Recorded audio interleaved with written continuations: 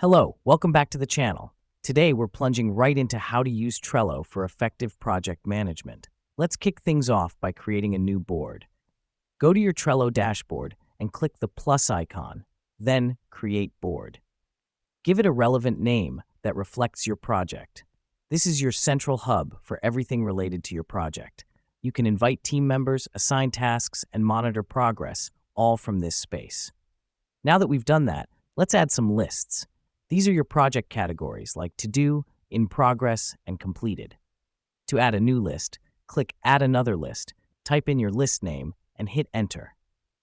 Lists help us organize our tasks effectively and visually track our project's progress.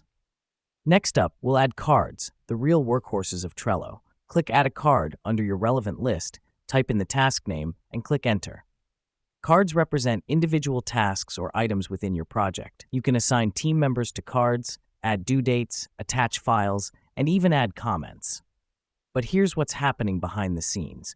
Each card move from one list to another visualizes the workflow of your project. This card-based system is why Trello is such a powerful tool for project management. The reason we do this is that it allows for better collaboration and transparency within your team.